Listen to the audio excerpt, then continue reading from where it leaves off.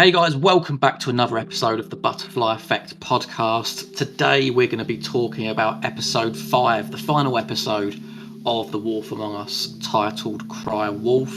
As usual, I'm joined by Liam and Luke, and we're going to jump straight into the first choice, lads, and then we're going to go back as we usually do and chat about everything else. So the first choice is, did we leave Georgie to die? Or did we outright kill him when we had that showdown with him before? I'll start with you, Liam.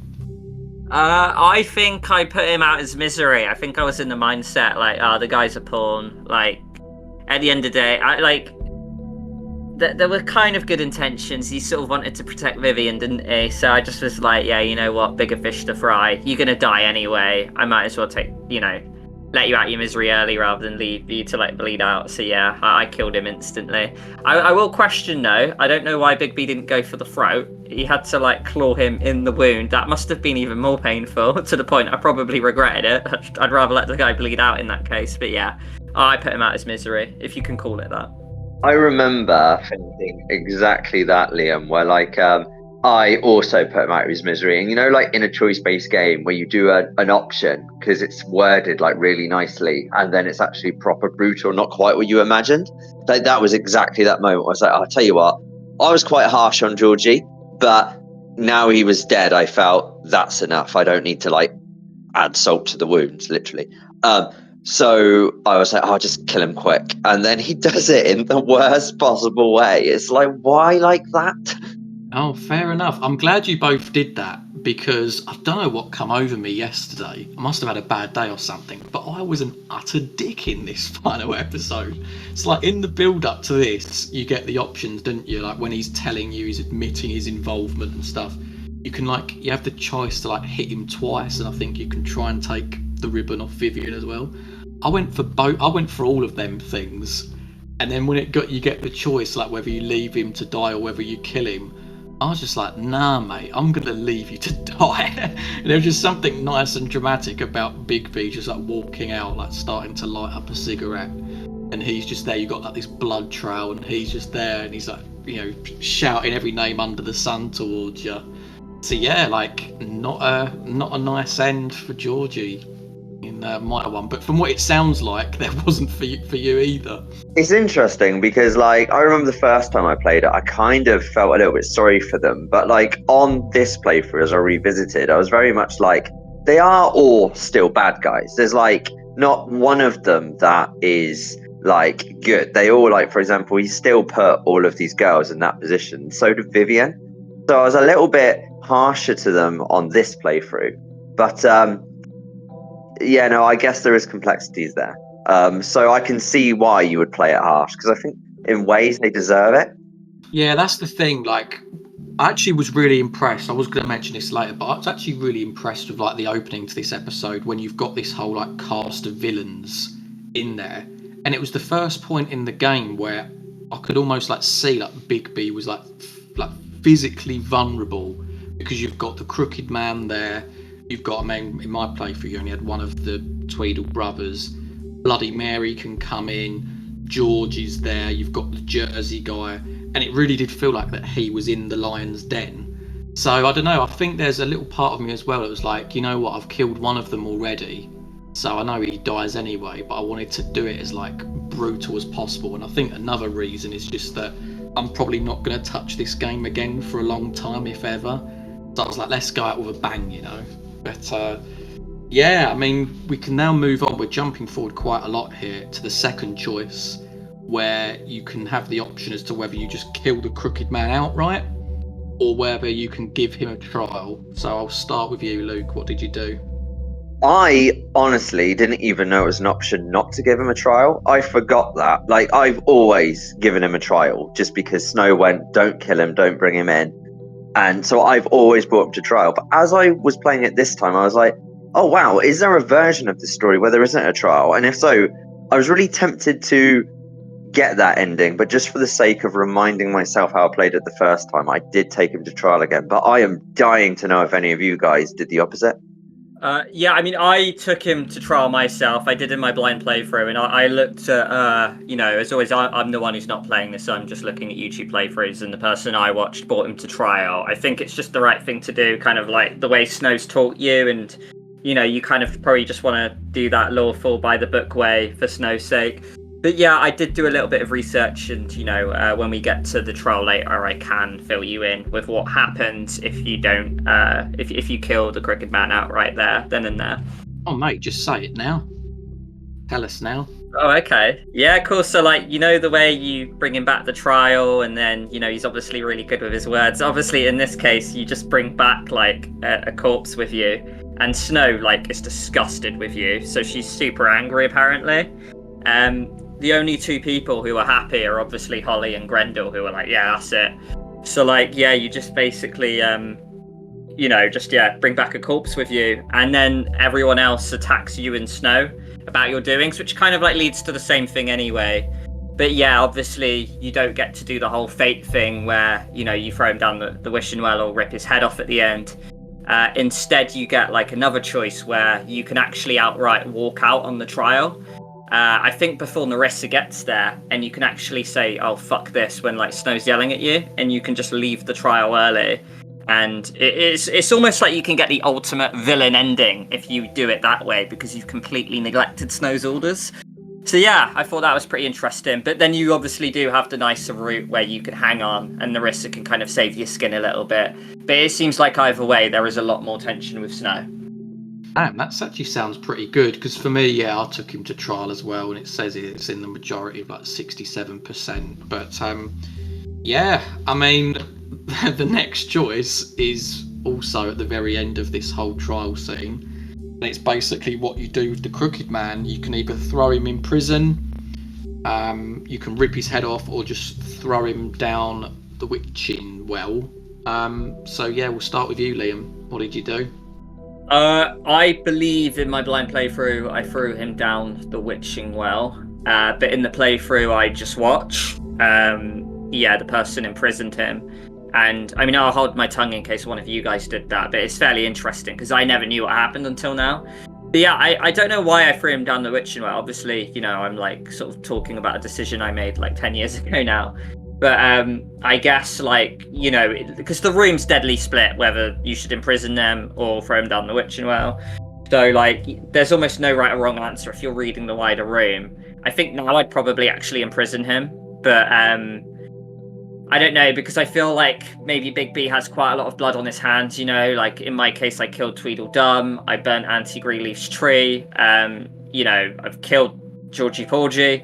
So, I think it probably would have been a nice story arc, that, I did the whole thing where it's Snow rubs off on you more and then you become more by the book, that it probably makes sense to imprison him. But maybe I just like the poetic ending of him just falling down a big dark hole at the end of the game. I don't know, but that's what I went for. Yeah, I felt it needed to end with his death. He was so good at bearing in mind this guy.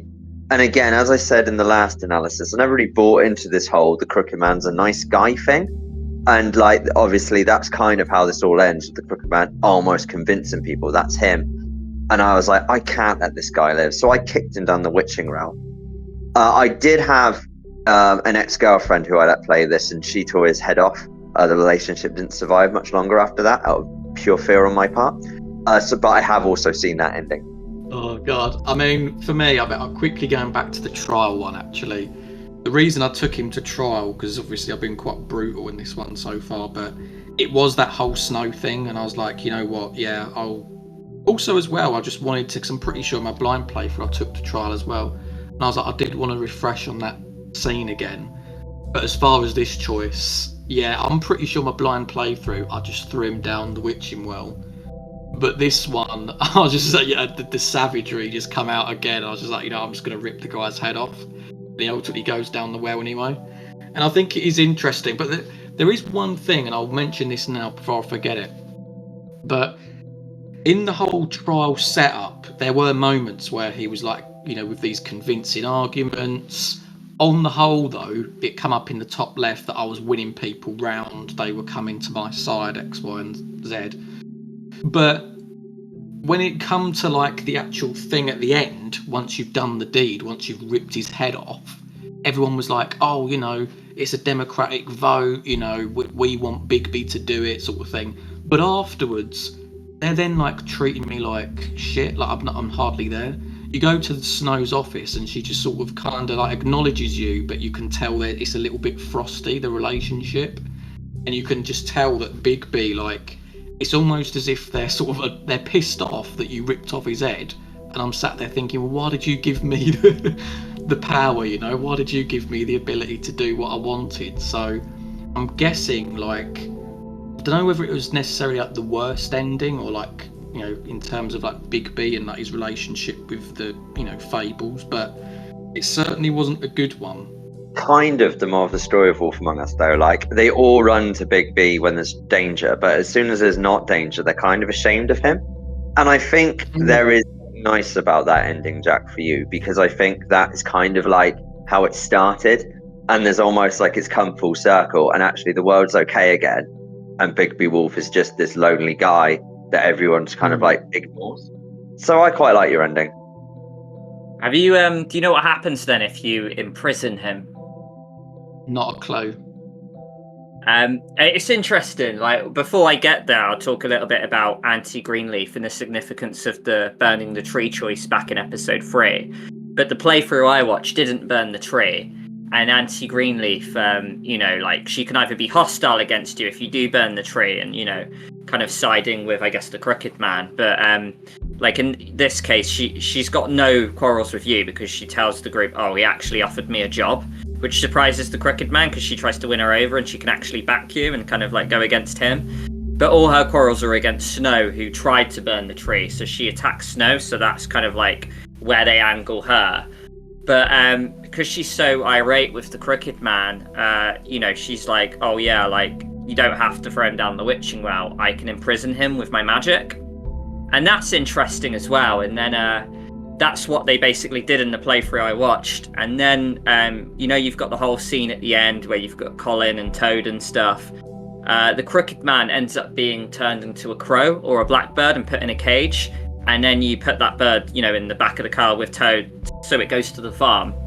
So whether that's like a justified ending or not, I don't know. But it's still cool that you get that variation ending, that you can change the Crooked Man into a bird and send it off to the farm. I don't know what you guys think of that. That's pretty awesome. And like I said in the last analysis, like, if the plan was to follow the comics and make season 2 of Wolf Among Us like the farm-based, there could even be a little cameo from him. Like, obviously, I don't know if that was the original plan. There's been so much time that if they were once upon a time doing that, then they might not now. But that's quite interesting to think about.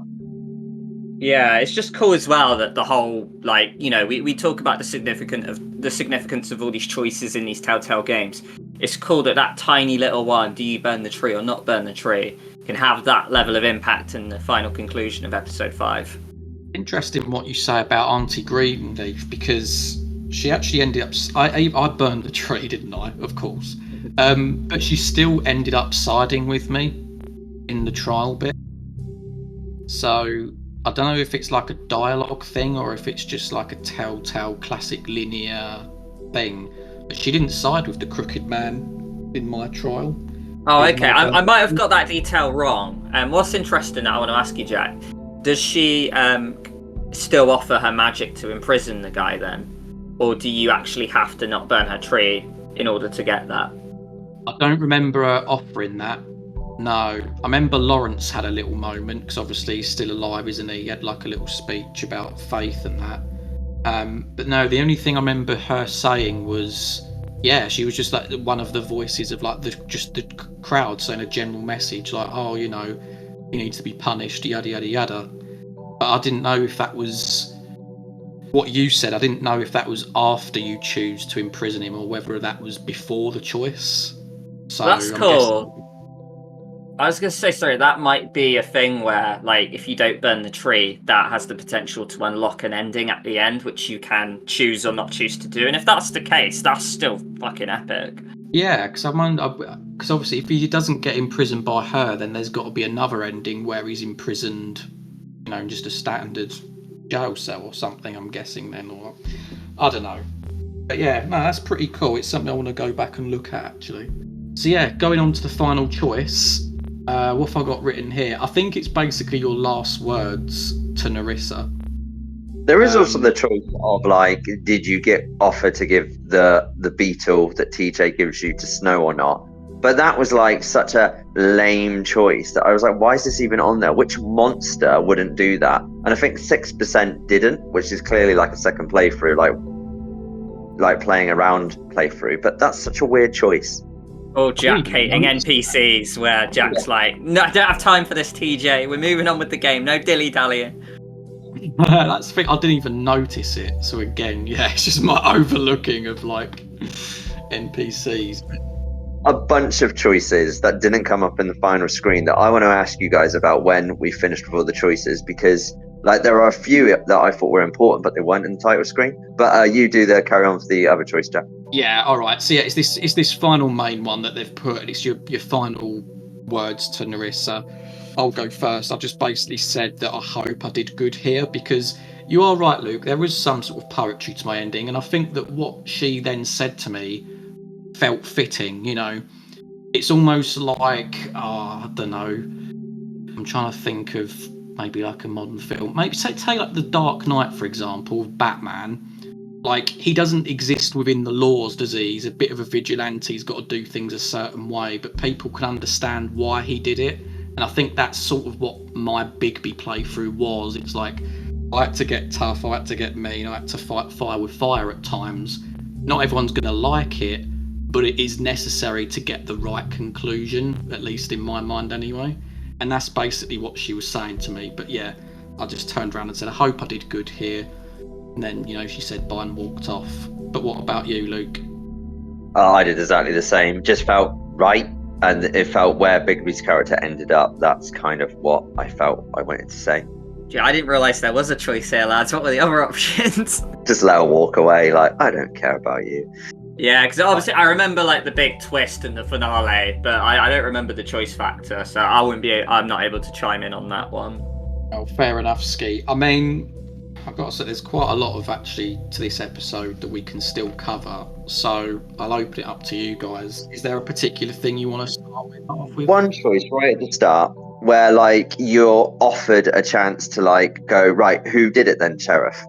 Like right at the opening moment, and he gives you a chance to guess who killed Faith and Lily.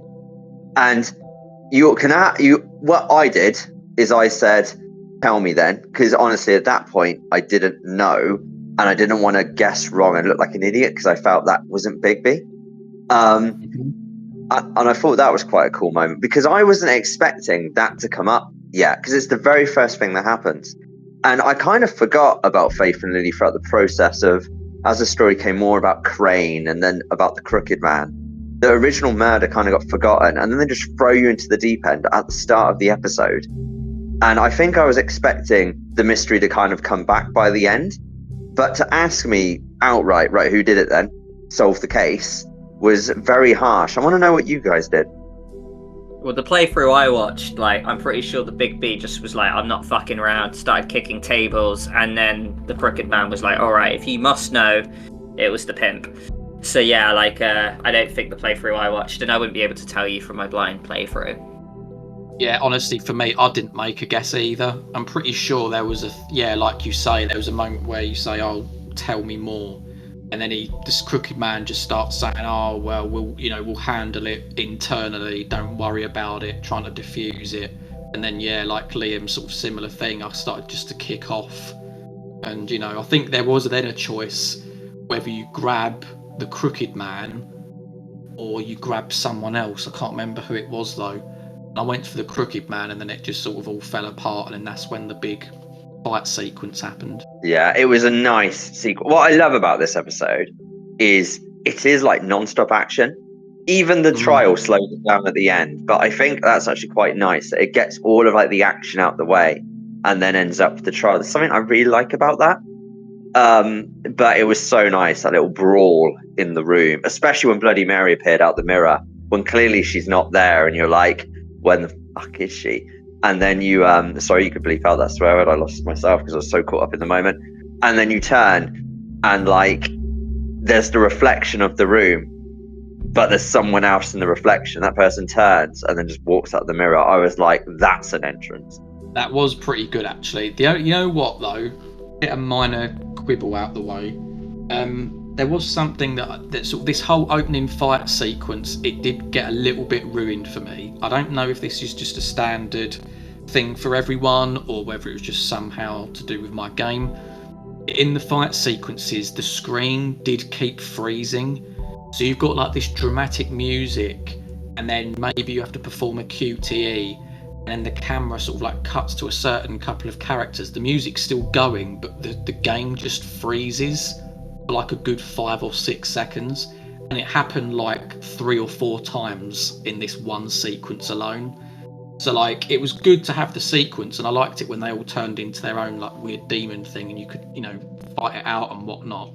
But yeah, like, it just sort of, it left sort of like, I was sort of like, I wish I had a little bit more from that, which is why I was really happy with the sequence that followed after it. I think my quarrel with that opening fight scene was that, like, it just felt like it should have been bigger than it was and more kind of, I guess, harder, because, like, you've got the Jersey Devil, Tweedledum, you know, potentially and the Pimp, right? That's like a 3-on-1 battle, and I just feel like you attack one and the other two sort of stand idly a little bit. I know like one restrains you as the others go for you, but it still felt like such an easy fight. And I know like you probably could hang around with it too much because you've got to chase the others through the portal and get to the next bit. I do get that, but I don't know. I did feel like maybe one of the weaker fight scenes. But like, you know, that's not to say like it took anything away from the episode. Yeah, there's something with the fight scenes as well. I mean, I reckon it's probably the same with that one, but also like the second fight, where I was hitting some of the QTEs, but Big B was still getting hit. Almost like the game wanted you to mess up a couple of punches for the story to come across better. And I was a little bit like, is this going to be like Mike in the sanatorium in Until Dawn, where if I put this controller down, it would just kind of sort itself out? Yeah, if we're moving to the second fight scene, I do want to say though that like I absolutely loved the Shepherd's like Steelworks as a location. Just quite a daunting area for a final boss fight, and yeah, I just really liked it. Like you almost think that we've seen every location, so it's nice we got a new one. One thing I did like is that Bloody Mary's like, oh, don't worry, I'll be with you shortly. This should be quick work. And then proceeds to run away and hide. I'm like, well, you could have made it quicker. Why are you running away from me? Why are you running? Why are you running? But yeah, like, either way though, like one thing I really like about this fight scene here is that like, again, it's episode 5, but we still have surprises. Bloody Mary has a final form where she's like covered in glass shards. She looks demonic and like, you know, sounds terrifying as well and can multiply. But even Big B, like we thought we saw the big bad wolf, like maybe, you know, back when you killed Tweedledum, if you did do that. And then you obviously have like, you know, the scene earlier where you're running up through the rooftops. But now we get a final form of Big B where he's not just some big beast looking thing. He's actually a full-blown massive wolf. And whether you want to praise or criticize the fight scene or not, I liked that we had that. Oh, I loved it, especially like when Bloody Mary walks and the crunching of glass. That got to me for some reason. That really made my skin crawl. There's things that you've both said there that I completely get. I'm going to say this now. I actually think that this Bloody Mary fight, perhaps the best fight sequence that TellTale have ever made. Even more so than like the Lee and Andy St. John. Maybe I need to go back and play other TellTales just to remind myself. But I really, really enjoyed this one. It had sort of things like, you know what it reminded me of? It reminded me of like The Matrix. You know, in The Matrix Reloaded, you have that scene where like Neo's just like stood like that in this yard, and then you've got all the Mr. Smiths like running towards him. It was exactly like that. And you're absolutely right. There was QTEs that I was passing, but you was just seeing blood like getting splattered. Like there was the bit where he was balancing on the beam, and I was getting them. I was definitely getting them, but you know, Bloody Mary was coming along and still managing to cut him. But it was that sort of thing where like, you know, obviously you know you're going to get out of it, but there's moments where like the Bloody Mary's like right on top of him as this big wolf, big imposing wolf, and there's like so many sort of limbs flying around and cuts and stuff, and you're thinking, God, like, how the hell is he going to get out of this? which is what makes that moment where he turns into the big wolf so much more better and so much more impressive. So yeah, I really enjoyed that fight. I don't know if you guys have the same opinion or if there's another TellTale fight that you think beats it. I think so as well, actually. One thing I really liked about the fight is that, like, throughout it, we have easy battles. Like, we put away the woodsman pretty easily, we put away Grendel pretty easily. But, like, Bloody Mary seems to be the one person that always kicks our ass. You know, she, like, put a silver bullet in us, fractured our arm. And then, like, even in the early stages of this fight, she's just beating us up. Like, it's almost like she's just better than Bigby in every way. Even when we hit our final form, it doesn't make us batter her. It almost evens the playing field out a little bit because there's just so many of her. And even, like, you know, in final form, she's still getting hits in, stabbing you. And then I love that final moment where it's her final version and it's like a race against the clock. She's about to stab you in the eye, but you're kind of biting on her to kind of like finally put her out. And it's almost like you just won it by a nanosecond. And I you know, it was tense, and you know, they definitely put a nice flourishing touch on it. I'd have to think about best battles, but yeah, certainly a big nominee. And I think you could be right there, Jack. Oh, I mean, what I think we could do is rewind a little bit, because there is obviously another action sequence where again you turn into sort of like the big bad wolf, and you've got like this nice chase sequence where you're chasing after Vivian and Georgie getting away in the car. There's QTEs, you can jump off on, you know, jump around on rooftops and all that sort of thing. Again, really impressive after the fight sequence, because I feel like with these games you could become accustomed to having a high octane sequence and then they drop the pace. There's lots of dialogue scenes, interaction, and then they bring it up to this hell for leather action towards the beginning of this episode. I really like the chase sequence as well. I don't know if you guys got any points on it. I would say I like the chase sequence. I would say that out of the 3 back-to-back fight scenes, this is the one I had the most problems with. Not glitches is an unfair word, but like you said, of the frame rate lagged, and there was like moments where like the game almost couldn't keep up, so just stopped a bit. I had a lot of that with this chase sequence. Also, that pink bar at the bottom, never quite sure what that meant or if anything you did affected that. I thought, is this how the distance between us? Is this the time until he gets away? But if so, that would change as you get closer. I didn't really understand it. But I loved it, don't get me wrong. And I know the game kind of slows down a little bit after this, but I think that building back up to the Bloody Mary, it works. The pacing of this episode is phenomenal. I love it when you jump on the pimp's car after you know, they think they've got away, and then you jump on it. And then the pimp's like, what was that? It's like, it could only be one thing, mate. It's chasing you. Like, there's no other option. It's the wolf, all right? One thing I quite liked about this chase as well is that there is actually a choice within it as well, where I'm pretty sure you can choose to go for either car, the pimp's car, or Bloody Mary and the Crooked Man's car. And if you actually go for, like, the Crooked Man and Bloody Mary's car, which is the minority choice, they shake you off. You kind of get KO'd, and then you just walk into the pudding and pie, and then it kind of proceeds as normal. But if you go for the pimp and Vivian, you know, you get the whole deal with, like, you know, like the alleyway kind of like game of chicken, you know. So it's nice that, you know, again with Wolf Among Us, there's this theme where you do end up in the same place, and there is the linearity, but like you do get different paths to get there, which, you know, just seems to have been kind of almost neglected in recent TellTale sort of products. So it's nice that even just from this tiny little, you know, chase scene, you know, between sort of 2 sort of key scenes, that we're given that. Yeah, 100%. I mean, we then do rock up to the pudding and pie, don't we? Georgie's bleeding out.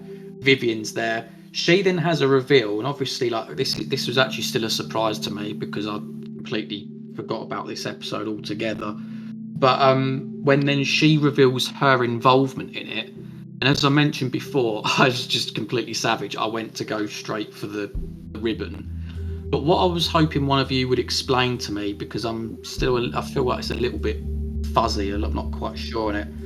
But have I got this right when I say that with the ribbon, it's just that the magic of it is to somehow keep their heads welded onto their bodies?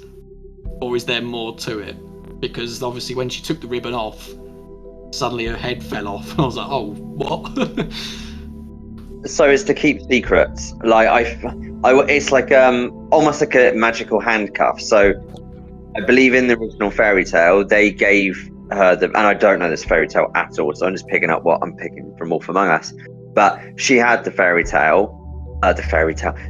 ribbon, and that she wasn't allowed to talk about who gave her the ribbon. So basically, she was like an enslaved woman, and if she tried to take the ribbon off so she could speak, her head would fall off. So yeah, I guess it was welded on in magical terms. Obviously, what Wolf Among Us added to the fairy tale is that she created more ribbons. So she basically copied what her captor did to her with all of the other girls. And I didn't quite click that until this playthrough. And it was interesting because I've always felt quite sorry for Vivian. But actually, all of her talk for Fresh Start, she did generally help Georgie come up with this horrible slavery system. And she did that.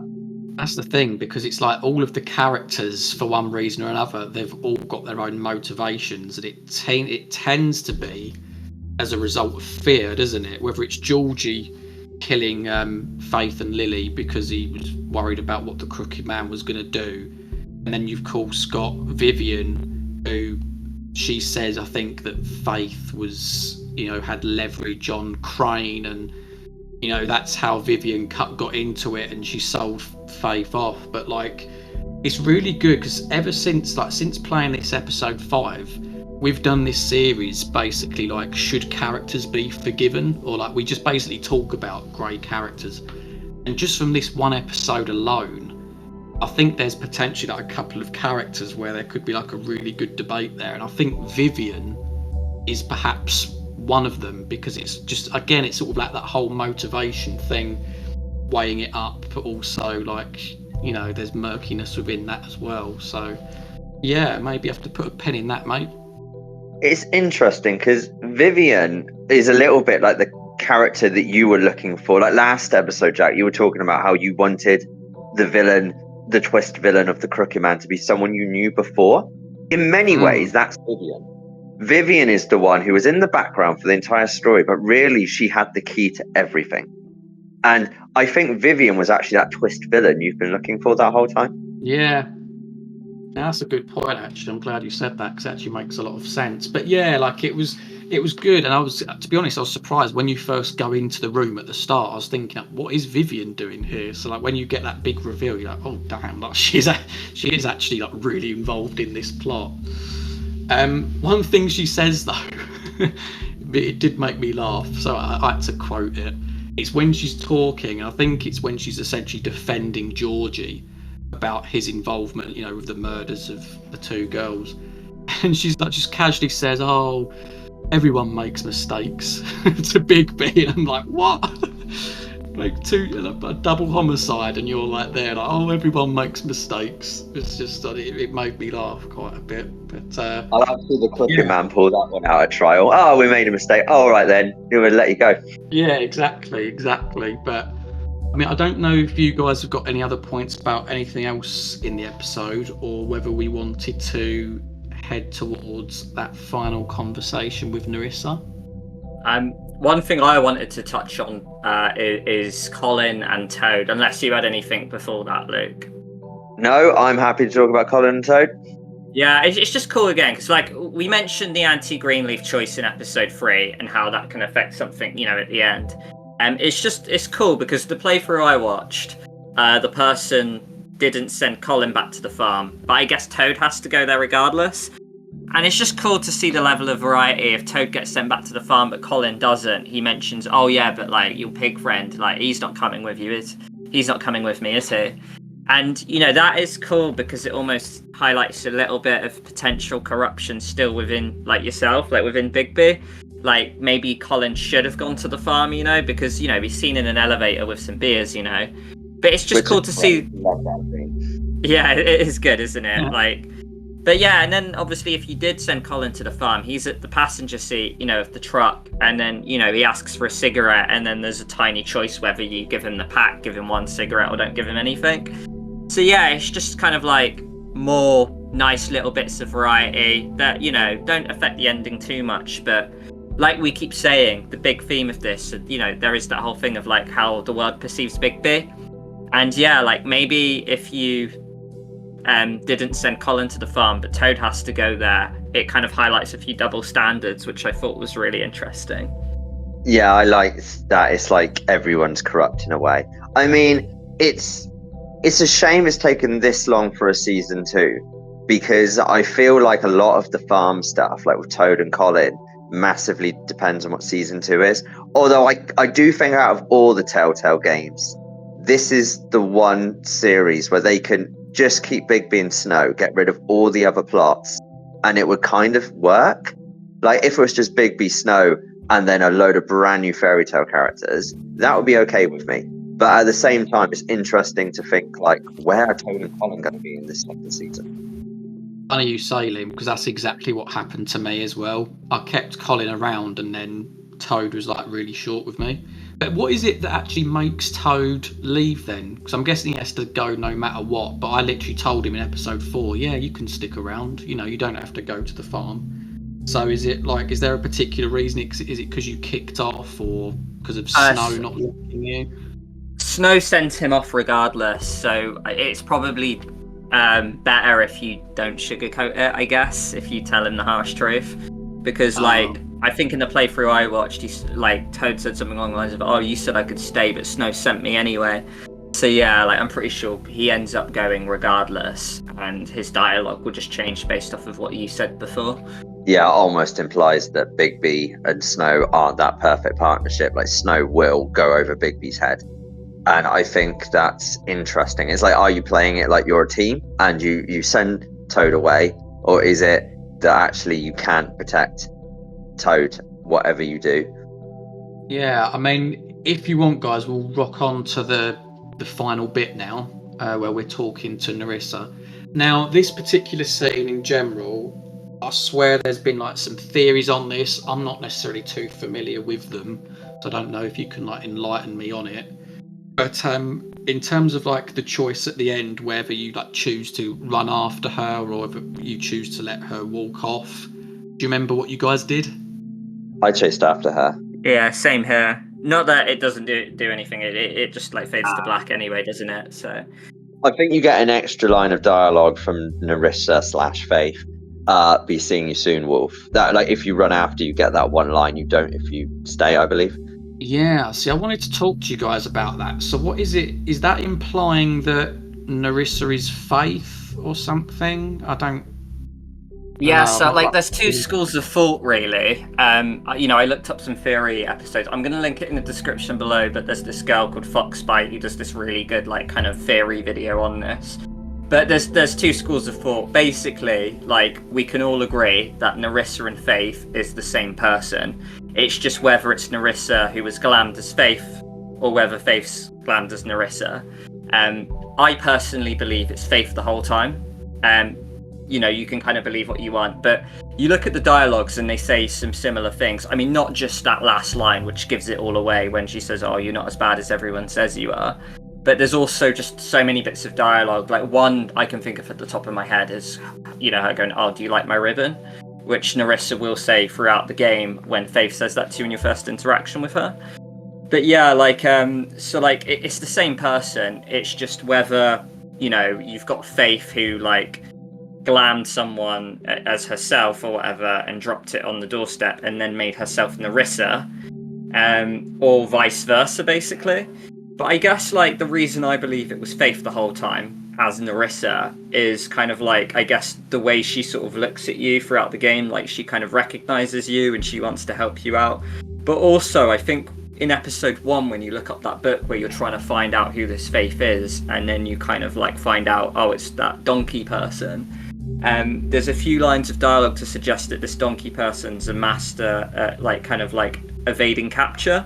How this person has a long history of kind of like deceiving people. So it just kind of makes sense from the Fable theme point of view.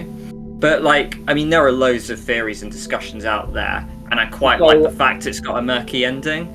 But that's kind of my interpretation of it, but that isn't set in stone.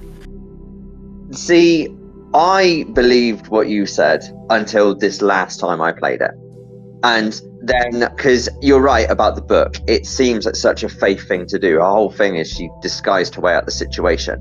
However, the thing I can't get over is that the head on the doorstep, if that was Narissa glammed and someone else glammed, the glamour would have worn off and then the jig would have been up. So I think that Narissa is Narissa, but Faith in episode 1 was Narissa glammed up as Faith. So Bigby never met Faith. And this is what I believe, is that Bigby never actually met the woman he was trying to avenge this whole time. And actually Narissa was trying to encourage Bigby to get involved in this case by getting into trouble with the woodsman. That was clearly someone that would wind Bigby up, get him hooked on this investigation. And then every other interaction with Narissa is Narissa. But I know what you're saying about how certain lines of dialogue match up. But if Narissa was Faith in episode 1, then they would match up anyway. It's just always been Narissa. Yeah, no, I mean that is a really good theory. Another thing as well, if like we are talking the glamour, like obviously the one that glammed Lily up, to be Snow was some cheap glamour, wasn't it? Where like I guess it wouldn't wear off as long. So I don't know if like there's different qualities of glamour out there. But that again like kind of blurs the lines a little bit about what could have happened. But I just love that even now there's two, not disagreements, but potential schools of thought. So like it just shows you that like we haven't been given this absolute black and white ending, and I absolutely love that. The bit for me that no one's talking about, or I haven't seen a discussion about it, but I've been thinking about like this week is, so there's a story about the snitch. Like basically the three of them were going to run away together, but Narissa snitched, and that's what got Faith and Lily killed. However, I'm wondering if that Faith was the snitch, or someone was the. No, maybe that doesn't work. Sorry, I'm thinking like live now. But I was wondering, like, is Narissa the snitch, or was Faith the snitch, and which one's which? Like, because all we know is what Narissa's telling us. Like, but that could be. I guess it depends how villainous you want Narissa to be. Is she a mastermind, or is she just a girl running and doing whatever she can to escape? Yeah, because doesn't she tells you at the end that Faith had leverage on Crane, and that's what ultimately got her in trouble with the Crooked Man, right? So if Narissa was then Faith in episode 1 and we never met Faith, she was then trying to direct Bigby onto this whole Crooked Man investigation to try and bring him down or something like that. But then I don't know why she would do that. Is it? Well, the reason, because that was the only, because they tried to run away, but because of Narissa or whoever the snitch was, that didn't work. So the only way to escape was to bring the Crooked Man down, which is why Narissa or Faith left Narissa or Faith's head at Bigby's door to start the investigation. I think I subscribe to that one, to be honest. If I had to pick one, I think it was that Narissa was glammed as Faith. She brought Faith's head to Bigby's door to try and get Bigby to bring the Crooked Man down. There is also a tiny Easter egg detail, but in episode 2, when you go through Faith's things, there was the jewelry box that has been broken open. Now, I'm thinking Narissa wanted Faith's jewelry to finish the look, but obviously because wasn't Faith, didn't have the key, so to force it open so she could glam up properly. So that's another little hidden detail that I think proves that it was Narissa. Yeah, that's true. Like, this isn't from me, but another, in that video I watched just for a bit of research and kind of like for the, schools of thoughts and stuff. One of like the ideas kind of like for the fact that it was Faith, and it's kind of one I do buy into, and maybe you can switch it and it could be relevant for both arguments. Faith, even at the final moments, didn't want to come clean to Bigby because obviously the way Snow runs things by the book now is that this person, whether it be Narissa or Faith, did things such as tamper with evidence, and sort of like maybe, assist in sort of like potential murders and stuff and homicides. Thus, didn't want to come clean till the very end and kind of just left you a bit of a breadcrumb and then kind of left and ran away, because it would have meant a fate of the witching well, basically. Because essentially, there was some criminal offences they did. So even at the final moments, there's pure evasion rather than coming absolutely clean. But yeah, like, it's just fascinating though, isn't it? Like, the amount of kind of like, you know, schools of thoughts there are for this. I am praying season 2 doesn't answer anything. I want to always be left in this debate. Yeah, I'd be open to that. I think there's like it's nice when that happens, when the mystery remains up in the air, isn't it? I think if you try and explain it away, that can sort of like take away from, you know, all the theories and the speculation that we've had anyway. But yeah, I mean, guys, that is episode 5. Have you got any more points, by the way, before we start to wrap up? I just want to say that for me, as long as season 2 continues the character development of Bigby and Snow and their interaction, I don't mind if it ditches everything else. That's what I want season 2 to focus on. I just want to say I still think the ginger guy did it, but, you know, holding myself to that. I suppose from me, because obviously having played this 7-8 years ago, coming back to it, really good game.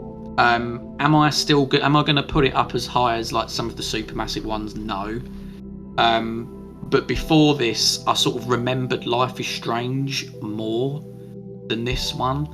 And I'd say I'd put like The Wolf Among Us maybe on like an even kill with Life is Strange now. Maybe a little bit better actually, because of like the whole noir thing, the murder mystery element. But this episode 5, like, I was actually really impressed. It's going to be so good when we do an episode ranking for this, because I don't know, like after episode 4, I was sort of sat there thinking, is this game just going to get steadily worse? But episode 5, I was really impressed with the action, and I think overall, because it finished on a good point, I just naturally like look at both ends of being episode 1 and 2 and 5 and think, yeah, like really solid game, and really good to cover it. But guys, of course, do let us know your choices and comments in the comment section. But before we wrap up, we are going to throw the mic over to your good self, Luke. Oh, amazing. Right. This is a bit where I self-promote. So I just want Liam to tell me if your analytics to start dropping as of this moment in the video. They're going down. Oh, my God. A little bit more about me for anyone that doesn't know. I'm Liam's brother, but I make films. And at the moment, I'm producing a vampire series called Immortium. It's all been filmed. It's a vampire action series about a vampire that has a daughter with a human, a half human, half vampire. This is banned by the vampire government, and he ends up getting thrown in a coffin for 15 years. He's broken out by a dumb teenager. This old vampire, this dumb teenager have to find the daughter and fight loads of vampires. It's going to be really good fun. It's funny, action-packed, and actually quite emotional. It's all been filmed. I'm just editing it. So if you follow Immortium on Facebook, Instagram, and TikTok, then you'll find out exactly when it's coming out and a bit more about the show. How's your analytics doing now, Liam? They're steady. Good to know. Yeah, one thing I just want to say is thanks, Luke, for joining us on Wolf Among Us. Fun fact for you fans, Luke is the person who got us in touch with Simon Bond for that interview episode. Luke has worked with Mr. Charlie Lonnet in the past. And also, Luke is the person who recommended me to play Until Dawn. So you could argue that Luke's the big reason this channel started. So yeah, hats off, Luke. I expect half of the income from the show, and you guys can fight over the rest of it. Damn, I mean, where else can we, on that bombshell, I think we'll have to leave it there. But yeah, again, Luke, really good. Thanks for joining us for this series. It's been good having a good old chin wag about The Wolf Among Us. Thank you for inviting me. I've loved being here. Good stuff. So yeah, of course, guys, leave your comments in the comment section like I said before, and do keep an eye out for any upcoming Wolf Among Us videos, and of course Wolf Among Us 2 videos as well. Catch you later. See you in a bit, guys. Bye.